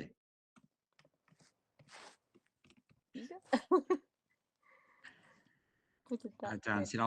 ราสู่พี่น้องฟังคำว่าเกิดเดียวนี่นะมีคนเคยแปลเนาะสมัยนั้นคนเก่งจีนอาจจะบ่หลายแปลไปจำกากับพานเซยเด้หั่นเราแปลว่าหยังตันเซินบ่ซั่น单身是瘦的เนาะเด็กน้อยเกิดมามันต้องตันเซินอยู่แล้วเขาจะไปถามซะว่าเด็กน้อยนี่โสดบ่หรือว่ามีคู่แล้วมันบ่ได้เนาะ这个我们叫什么双胞胎是吧双胞胎然后一个人就读那一个人呢独生独哦不知道你看中文里面有双就会有单单但是您刚刚说单身也不行吗但我说可以说双胞胎单胞胎呀可以说单胞胎哦单胞胎不是单身的那个哦单胞胎是吗老师单胞ไม่อย่างมันผู้เดียวเด้มันออกมาผู้เดียวอยู่ใน单胞胎第一次学到的是吧所以你看学翻译还是会有用的特别有用对 OK 好我们看อื่นๆได้ใช่มั้ยอื่น等等หรือว่า其他其他其他บ้านอยู่ปัจจุบันเสื้อสายสัญชาติศาสนานี่เมื่อกี้เฮาแปลแล้วบ่ว่าแล้วเนาะอันนี้โอเคมาเบิ่งเด้เพศเด้เฮาว่าเพศเด้性别หญิง什么名หญิงผู้หญิงหั่นน่ะ女ผู้ชาย男โอเคเวลาเกิด出生时间出生时间โอเคสถานที่เกิด出生地地点对出生地ก็ได้出生地出生地โอ หมอ医院医院บ้าน村OK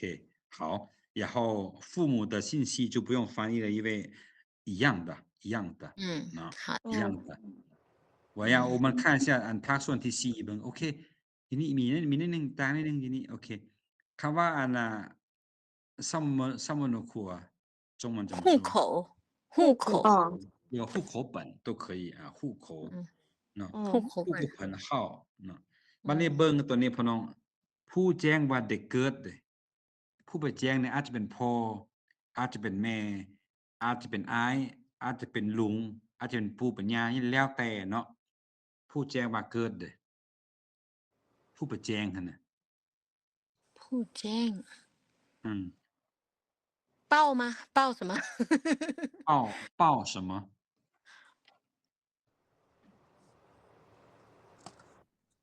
不知道报什么โอเคซะแล้วเดี๋ยวเบิ่งอันนี้กันอยู่นี่มีตัวนึงเนาะสายสัมพันธ์กับผู้เกิดว่าเป็นอ้ายบ่เป็นลุงบ่什么关系与出生หรือว่า与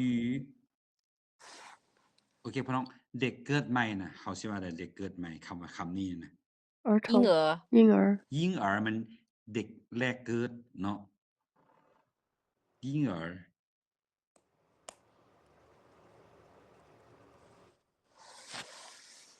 สายสัมพันธ์นะครับว่า关系แล้วเนาะ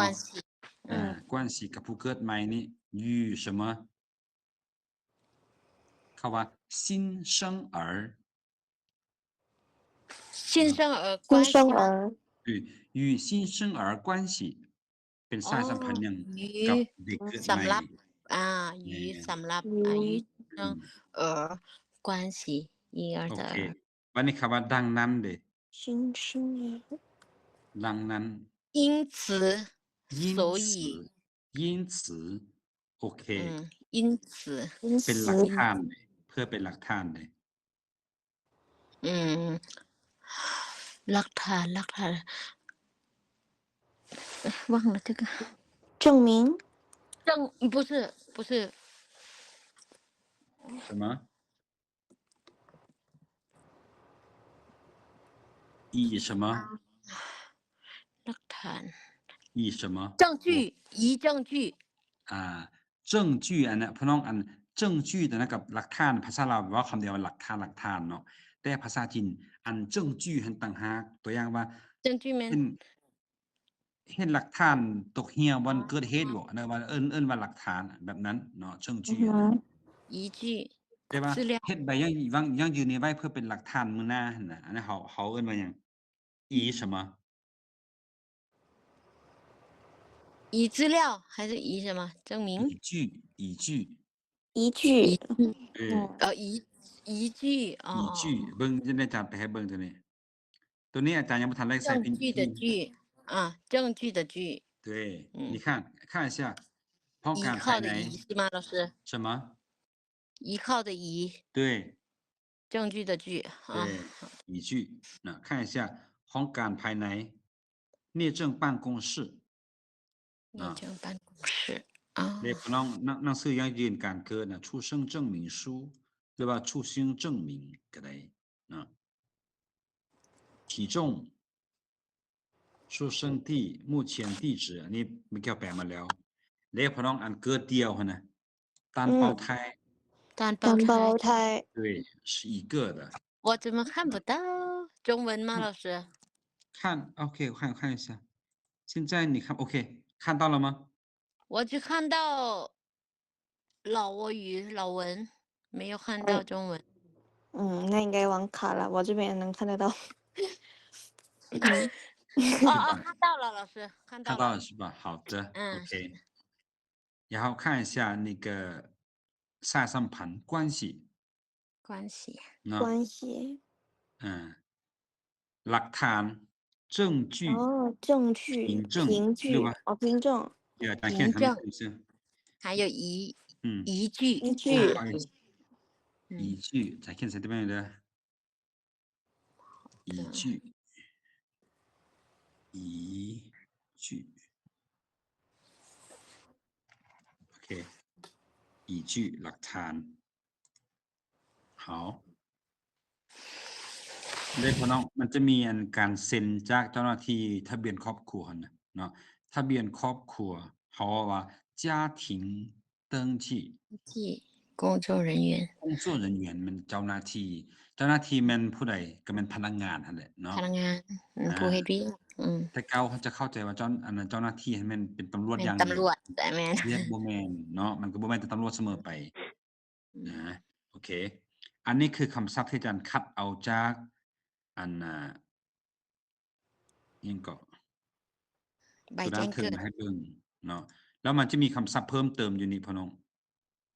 คำศัพท์เพิ่มเติมพ่อน้องมันจะมีอยู่7คำเนาะอันที่1ประเภทสมุนครัวเฮาว่า类型เนาะ户口类型户口类型เจ้าของสมุนครัวเฮาว่า户主เนาะมันได้ยกย้ายสมุนครัวภาษาจีนใช้คำว่า迁户口迁มันจะมา迁อีกยกย้ายให้เนาะ迁户口ตัวต่อไปมันอย่างขึ้นทะเบียนสมุนครัว户口登记นะ登记มันขึ้นทะเบียนมันได้ยกย้ายสมุนครัวเด้พอเราสังเกตเบิ่งเด้อเมื่อกี้มันยังยกย้ายอันน่ะสมุนครัวเนาะอันนี้มันใบยกย้ายสมุนครัว户口迁移证ใครพอลองสังเกต对迁移证มันใบยกย้าย迁移证ใบยกย้ายยกย้ายหยังยกย้ายสมุนครัว户口สมุนครัวเนาะโอเคบัดนี้สมาชิกในครอบครัวเขาเรียกว่า家庭成员家庭成员ส่วนอันน่ะแฟนหญิงชายหั่นนะคันถ้าว่าหญิงเขาก็ว่าอันน่ะ双胞胎ชายเขาก็ว่า双胞胎นะแต่ถ้าว่าเป็นหญิงกับชายเขาเรียกว่าหลงเฟิ่งไทย龙凤胎ว่าเพิ่นเดี๋ยวอาจารย์แป๊บนึงเฟิ่งอาจจะผิดเฟิ่งหลงเฟิ่งไทย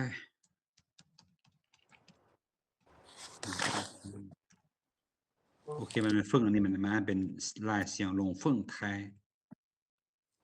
หลงเฟิ่งไทยมันแฟนที่เป็นหญิงเป็นชายเนาะอันน่ะอยู่ในอันน่ะวัฒนธรรมจีนนะคำว่าหลงมันยังจะแทนให้ผู้ชายเนาะคำว่าเฟิ่งมันนั่นจะแทนให้ผู้หญิงอันน่ะเครื่องของเจ้าชีวิตใส่หั่นน่ะพี่น้องเขามาหลงเผาเนาะหลงเผามันนั่นเสื้อคลุมเฉพาะอันเจ้าชีวิตใส่เนาะใช้คำว่าหลงอันนี้คือคำศัพท์เพิ่มเติมเนาะวันนี้ลงมาเบิ่งที่อาจารย์แปลจากตัวจีนนั้นเบิ่งเนาะได้พอน้อง出生证明书เนาะคือเมื่อกี้อาจารย์เว้าแล้วอันทับหั่นน่ะตัวทับนี่พอน้องบ่แปลกอะไรตัวนี้นะตัวทับหั่นน่ะสังเกตเบิ่งเนาะเปลี่ยนเข้ามันหยังเลขที่เนาะแล้วก็พี่น้องก็ใส่ไปเลยจะบ่ใส่ตัวเมื่อกี้เอาทับหยังไงตัวย่อหั่นน่ะจะบ่ใส่เนาะเพราะว่าหยังมันอยู่นี่มันมีตัวเต็มอยู่แล้วคันไปใส่ตัวเต็มตึมหั่นน่ะมันย่อบ่ได้ตัวจีนนี่นะสิไปใส่พิมพ์มันก็สิเต็มเกินไปเนาะแล้วอาจารย์จะบ่ใส่พอลองสังเกตเบิ่งเด็กเกิดใหม่หั่นน่ะเขาใช้คำว่า新生儿新生儿แม่นพอลองเมื่อกี้เว้ามาหยังก็อันน่ะ婴儿แม่นบ่是เขาใช้คำว่า新生儿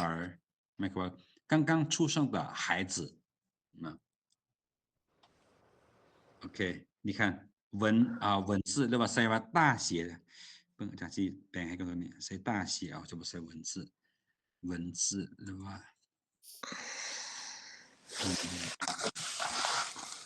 写 OK 大写好重量หรือว่าเมื่อกี้ว่าใช่体重ใส่体重 OK 体重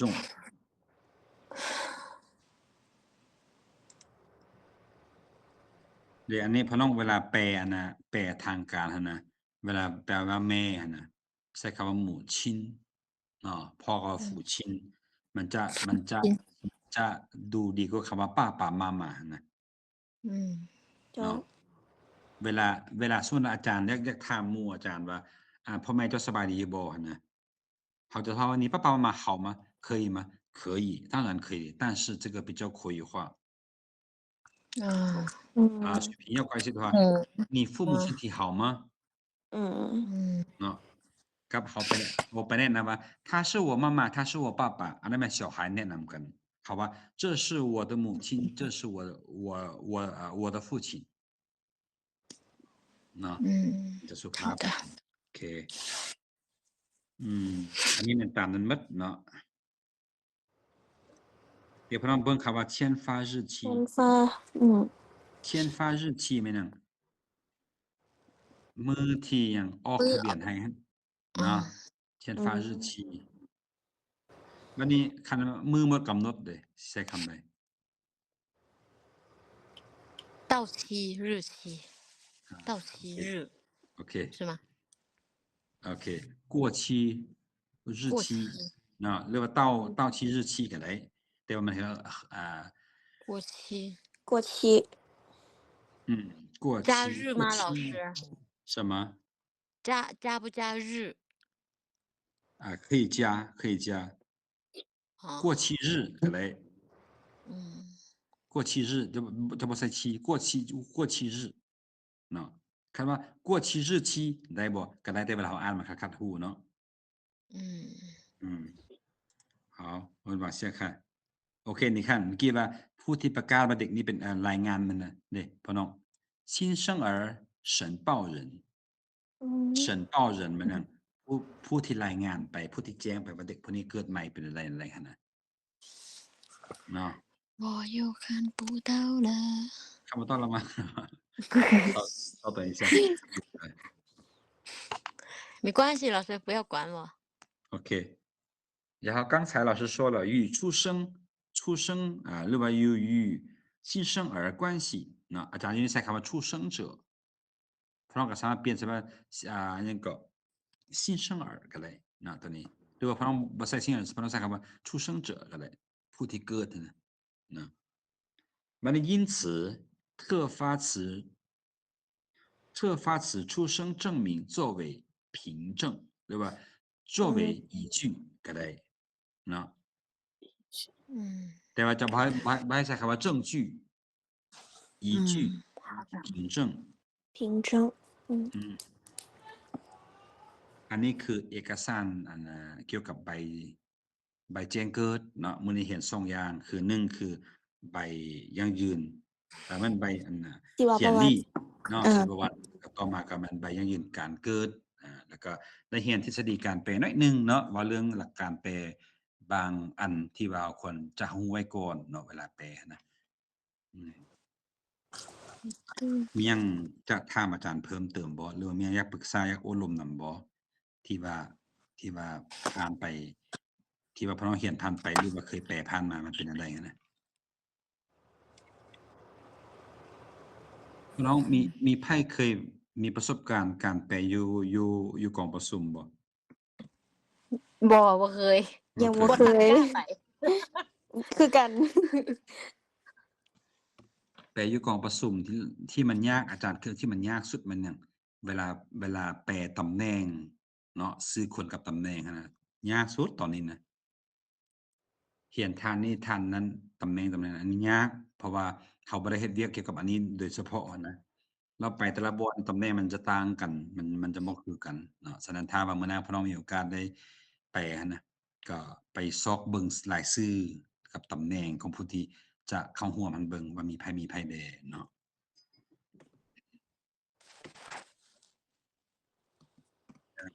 ว่าเรื่องแปลเอกสารทางการต่างๆที่พี่น้องจะได้เขียนต่อไปแต่ว่าใบยังยืนการแจ้งงานบ่ใบยังยืนการเกิดใบยังยืนต่างๆทั้งหมดที่เขียนมานะสามารถนำไปประกอบอาชีพจริงได้เลยเนาะเพราะว่าเอกสารที่อาจารย์นำมาสอนนี่มันเอกสารที่เอาจากตัวจริงมาให้พี่น้องเรียนเนาะพี่น้องสามารถเรียนแล้วก็มีแต่ไปเปลี่ยนข้อมูลของบุคคลที่จะเรียนหนังสือให้ซื่อๆแล้วก็แล้วเนาะ แต่ว่าแน่นอนบางบ่อนตำแหน่งมีการเปลี่ยนเพราะว่าหยังบางกระทรวงบางโครงการมันยุบเข้ากันเนาะฉะนั้นชื่ออาจจะตัดออกอาจจะเพิ่มขึ้นก็มีนะเพราะว่าเอกสารของอาจารย์แม่นเอกสารก่อนเขาจะมีการเปลี่ยนแปลงที่อาจารย์แปลไว้เรียบร้อยมานะแต่ว่าแน่นอนอาจารย์ต้องได้อัปเดตไปตลอดเนาะอัปเดตให้พี่น้องได้เรียนไปนํกันโดยเฉพาะรายชื่อบ่ตำแหน่งบ่อาจารย์สิพยายามส่องมาให้พี่น้องได้เรียนตึมเนาะโดยส่วนการเรียนเขาจะเป็นลักษณะนี้แหละพี่น้องจะแปลจากจีนเป็นลาวจากลาวเป็นจีนอาจจะมีแปลเอกสารแบบนี้แล้วก็อาจจะมีแปลคำศัพท์แบบเนาะคำศัพท์พี่น้องอยากเป็นนักแปลในอนาคตพี่น้องต้องเก่งๆเนาะต้องเก่งทางภาษาลาวทางภาษาจีนอ่านหลายๆพี่น้องอ่านหลายๆมันก็มาเองเนาะเพราะว่าการแปลภาษาลาวตัวนี้สำคัญหลายเดี๋ยวนี้คนลาวหลายคนมักลืมใช้คำศัพท์ภาษาไทยโดยแต่อย่างว่าครั้งแรกคั่นน่ะเนาะโอเคอันน่ะจ้ะ มีเด้อพี่น้องแล้วก็สังเกตแม่เดี๋ยวนี้หลายคนเวลาเว้าภาษาลาวใช้อัดคลิปวิดีโอนะแล้วก็ที่น่ะ2คำนี้เห็นได้ชัดว่ามันไปทางไทยหมดแล้วนี่นะภาษาลาวบ่มีแล้วก็ธรรมดาแล้วก็ที่สินะมันก็บ่ได้เนาะที่อาจารย์เคยเจอมาเขาแปลตัวอย่างบ่พี่น้องแปลคำว่าผลักดันนั่นน่ะเจ้า什么กองประชุมผลักดันภาษาพักดันกองประชุมพักดันความจริงมันจะใช้คำว่าสุกยูเนาะสุกยูการผลิตกองประชุมโดยสุกยูแม่นต้องใช้คำว่าสุกยูจะบ่ใช้ผลักดันพ่นเนาะกับคำว่าลายฮับกับลายใดเอาพี่น้องถามถ้าอาจารย์ถามพี่น้องเบิ่งอันใดสิเป็นโคอยู่อันใดสิเป็นซูเมนอยู่แล้วมา2คำนี้ลายใดกับลายฮับลายฮับ是ลายฮับ对所以翻译的时候要注意ลายฮับ是书面语ลายใด是口语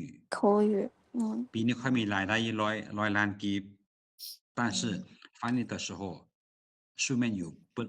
不能说来代是来ฮับ还有很多现在老挝人习惯用泰语所以导致他们不会用老挝语用得不太正确或者写的时候พี่น้องลองไปอ่านคอมเมนต์ได้ที่เป็นดราม่านะพี่น้องลองสังเกตเบิ่งไปเลื่อนเบิ่งอ่านคอมเมนต์คนลาวส่วนหลายเขียนผิดพี่น้องลองสังเกตเบิ่งการจะเป็นนักแปลน่ะพี่น้องพยายามให้มีความผิดพลาดน้อยที่สุดต้องอ่านคือหลายเทื่อเนาะแน่นอนคันหลีกเลี่ยงได้ก็บ่ให้มันผิดพลาดนั่นแหละแต่ว่าคันฮู้ว่าผิดพลาดปุ๊บก็รู้สึกเราต้องรู้สึกตัวแล้วก็ต้องได้มาแก้ไขคืนสินะโดยแล้วก็เข้ามาใช้คำว่าก็แค่นะกับคำว่าพี่น้องนี่มันตรงมั้ย桃子这个桃子老语是什么水果呢มักมัน桃子มักมันบ่แม่นมักขายมักขายไม่ได้เนาะ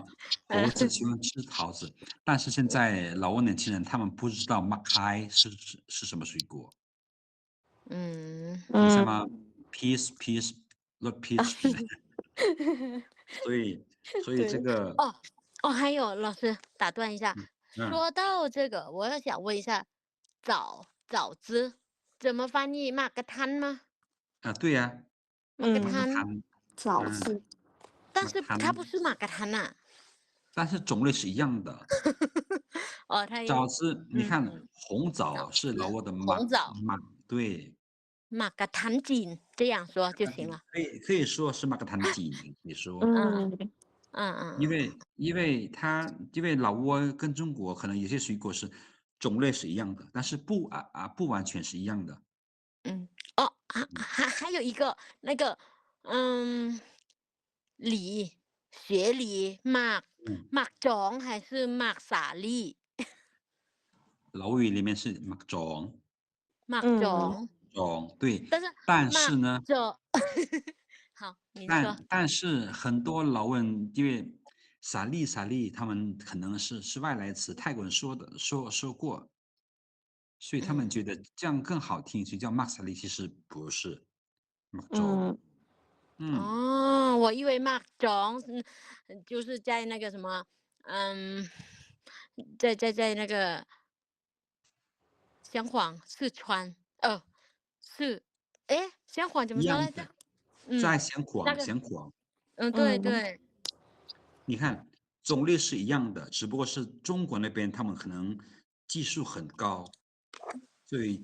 他们分了很多种，有大的，有小的，有脆的，有酸的，有甜的，都有。但是总的来说都是马种 Mark 中一样的，哦，一样的。好的，所以我们作为翻译，我们要坚持我们的立场。我们老挝语也是一种自己的语言，我们有自己的说法和用法。是的。对，我问一下你们，仓库怎么翻译成老挝语？仓库。散เครื่อง散เครื่อง我们果档，果档是泰语，真的，很多人他会翻译成泰语，其实不行，不是果档，是散เครื่อง。上课啊。很多老师这种，还有一个词想问一下您，那问吧。这个菠菜老挝语是什么菜啊？其实以前老师也觉得菠菜是ผักหง，其实不是啊，他们这边也有ผักหง，老师。对，但是菠菜老挝这边没有菠菜。没有这个菠菜，这个菜可能是在中国那边种的。所以如果你要想一个，你可以加จีนผักหงจีน。ผักหงจีน。对，菠菜。菠菜。OK。你觉得吗？那个泰语他们叫什么来着？我忘了。叫什么？泰语那个叫什么来着？忘了，改天跟您说。好的。我们学习汉语，我们可以参考泰语的，但是泰语不一定是完全符合老挝人用的。我们要什么？要参考一下，不好当ได้เบิ่งคือหรือว่าศัพท์นี้ภาษาลาวเว้าแบบนี้บ่泰语他们叫那个，我想起来了，老师。ป่วยเหล็ง可以用吗？ป่วยเหล็ง不可以，不可以。不可以啊。用ป่วยเหล็ง，我觉得不如你用那个ผักหงจีน。ผักหงจีน更合适，而且更能理解。还有那个油麦菜，老师。油麦菜。OK， 油麦菜不是油麦菜以前是有的，我们叫ผักสลัดปลา。ผักสลัดปลา。แม่นแต่เก่าภาษาลาวเอิ้นว่าผักสลัดปลาแต่คนยุคนี้เขาบ่ฮู้ดอก。我们就叫ผักสลัดจีน。因为以前有一位领导过来，然后我带他去吃火锅，然后他就说帮我点一下ผักสลัดจีน，我也点了个生菜啊，他说不对。我说是什么？然后我就给他看那个照片，他说这个菜，我说油麦菜，叫ผักสลัดจีน。对，你看油麦菜以前是老挝语是有的是叫ผักสลัดปลา，但是现在老挝人年轻很多不知道了，所以这种菜在中国经常出现。那我们可以说中国的生菜也可以。但是他们这边也有生菜ผักสลัดจีน我们就叫ผักสลัดจีน。对，我们叫芥จีน。你看ผักหงจีนผักสลัดจีนมักกะทันจีน。只能这样了哦。好的。而且翻译是要看自己的什么เขาว่าพริกไหวนะไหวพริก老师您接触中文太多了。用错地方了，也可以这么说。语言的影响嘛，就这样。影响对。老师也是很多老挝单词可能很久没有用，所以老师也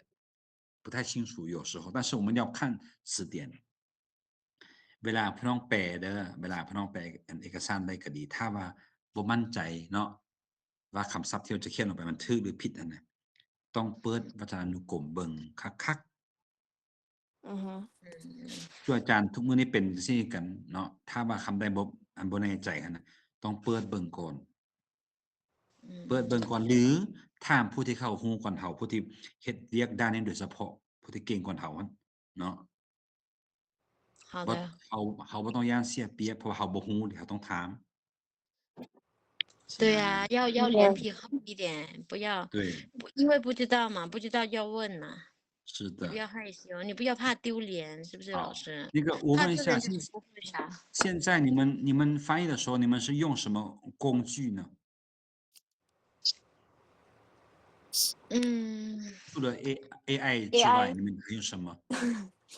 AI 有点搞笑，但是现在那个 APP 西米奈嘛，西米奈那个 Gemini 特别正式的吉米奈，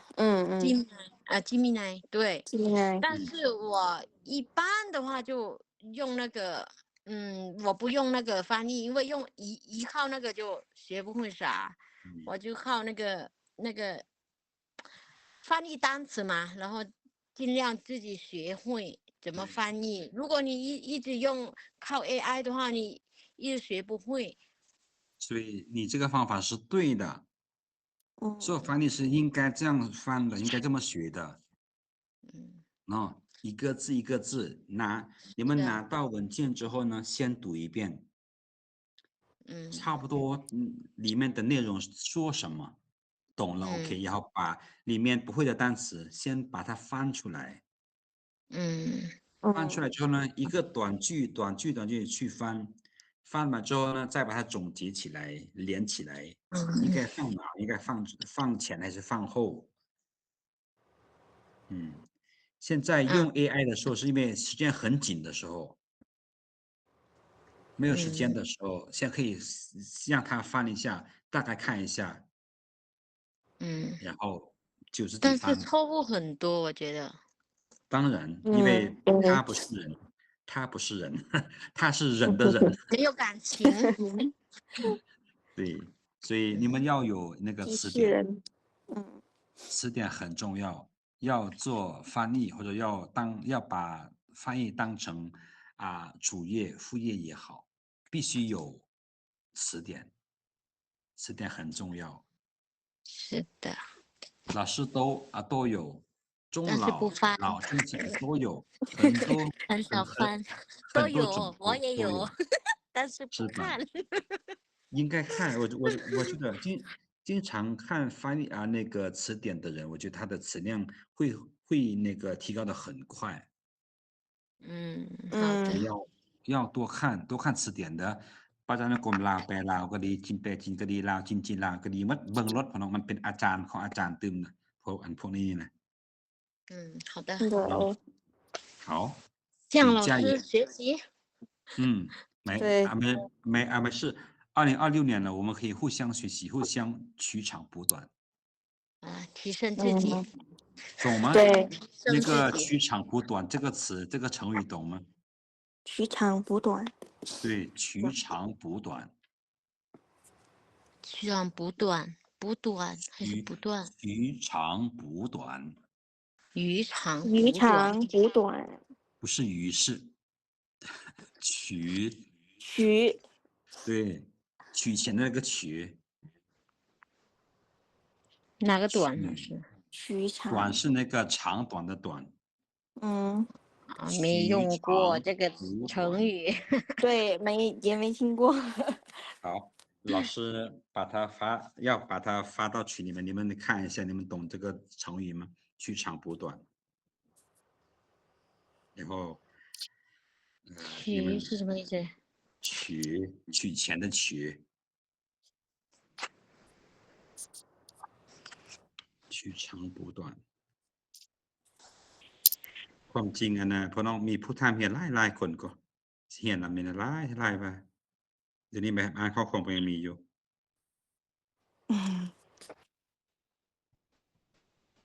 เช่นเราบอกว่าโอเคจากส่งลงกลุ่มแล้วเด้อ取长补短哦เอาส่วนที่ดีไปอีหยังไปอีหยังไปเติมวะไป四个เพิ่ม字取长补短剧场เอาส่วนที่ดีไปปูปูปูปูเพิ่มโอเค ไปเพิ่ม เพิ่ม ภา เติ ษาม ลาวแปลภาษาลาวแปลสิเนาะศึกษาเอาข้อดีของคนอื่น มาปรับใส่ข้อด้อยของตนเอง เอาข้อดีของคนอื่น มาปรับใส่ข้อด้อย มาปรับใส่ ตัวเอง เอาข้อดีขอ ข ง องตนเอง คนอื่น มาปรับใส่อ๋อ好的มาปรับใส่好所以今年是2026年了我们可以取长补短互相学习好的好的那我们周三再见好吗周三好的周三见拜拜晚安拜拜拜拜拜拜โอ้